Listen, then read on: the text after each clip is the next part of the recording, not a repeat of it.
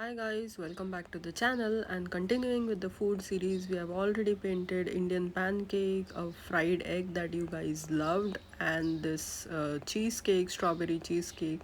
And today we are going to paint an Oreo cookie, half eaten types of, but a realistic watercolor cookie.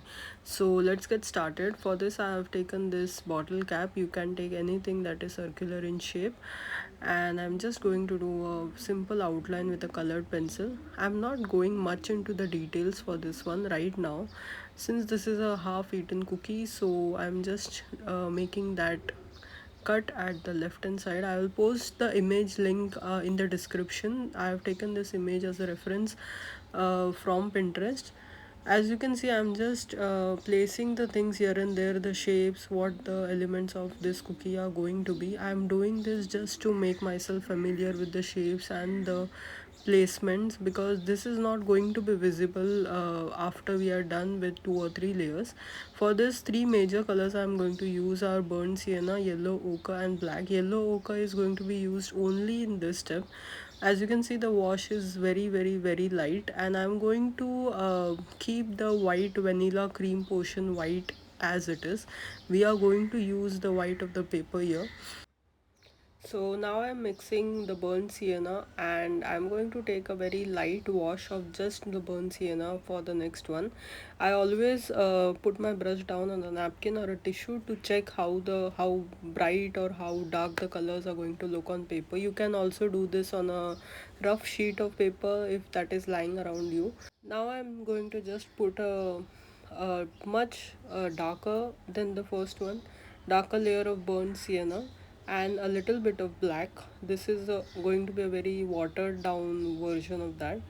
And here guys, I have a tip. Please note the way I'm going around at the edges of this Oreo cookie, because even though it doesn't make a difference right now, everything is looking the same, but at the end it will make a huge difference as the edges of the cookies have a different pattern and they need to stand out. And now I'm just taking more and more pigment with every passing layer. This layer I have taken more burnt sienna and the black mixture that was there in the last layer, but in this one I have taken less water and more pigment. So here I'm doing the same thing. I'm just going over the entire thing with the same color, and you will have to do this again and again until the cookie starts looking a bit darker, but we don't want to do it at once. Now for the edges, as you can see, I'm drawing the pattern. One more thing I would like to tell you guys is that I am here not focusing on how realistic the cookie is looking, the Oreo cookie is looking. For me, the only thing that I'm focused here right now is if I'm getting the shapes down right, because if your shapes are right, if your shadows are right, then it will actually pop out no matter what you do. So here I'm just concerned about the placement of the shape. And now I have changed my brush to a zero number brush, that is the smallest that I have lying around, and I am just going around the entire thing with a darker version of the burnt sienna and black, and giving it an outline and creating the shapes that I can see in the picture of the Oreo cookie. Right now too, if you can see, if you look closely, the cookie is slowly coming together, but like I said, I really don't care about how it is looking right now. My only concern is putting the dark tones and putting the light tones where they are, and exactly copying the shapes that I can see. And that is all realism is all about, guys. It is just ensuring that you are able to translate the shapes that you see and put them on paper. And so after I'm done doing this layer, I'm going to let it dry a bit, and in the next layer I'm going to take a hell lot of more black, and I'm going to draw the other shapes that I can see in this Oreo cookie. As you can notice, I'm just going around and drawing shapes, but the placement and the curvature of the shapes is very important, because you want the cookie to look three-dimensional. So you can't draw straight lines here. Again, I'm going over the edges with a darker shade that I have taken right now. This has more of black, so it will make everything just look more realistic, because in the earlier layers we have taken lighter shades of the same combination.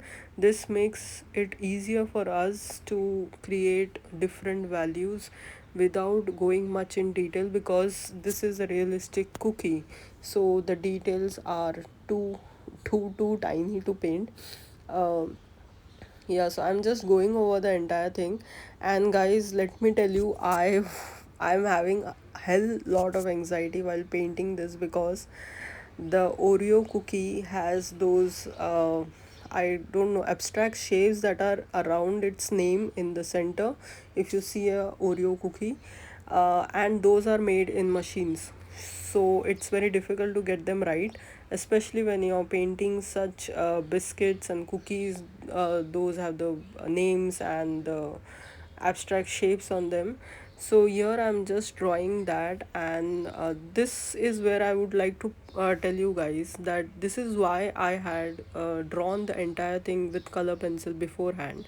That got me used to with the shapes and the placements. And some of you might also question that, saying that why not use a rough sheet of paper for doing that. My answer to that would be that I wanted to know where things are going to be placed in this painting, in this place. And more or less, I now have an idea that what I have to do with the brush, because I have done this just a few minutes ago with the pencil. Even though I can't see the shapes clearly, but I know that how to draw them. So I know how to paint them in those areas only.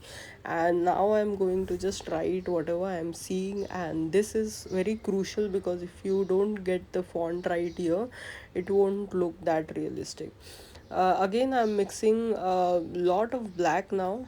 As we proceed towards the realism bit of this, you will see that I'm using more and more black and very less burnt sienna, because as you know, Oreo cookies have a dark, very deep burnt sienna, and for that effect, I had to use black.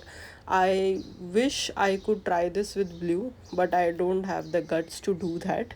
If you guys try this out, do let me know if you try this with a mixture of burnt sienna and maybe indigo or a blue or a darker blue, because I think that can also work. Now, in this stage, as you can see, I am just painting around the areas that I have just drawn the abstract shapes in. You might say that this has ruined the painting, but just know that watercolors are going to dry out they are going to fade out when they dry. So I'm just taking care of that aspect as well, because at times when you paint realism in watercolors, especially realism, your painting doesn't look realistic once it dries up. To solve that issue, I am just going over everything with the darker shade. And with my last layer, I also pumped the area with more black and burnt sienna.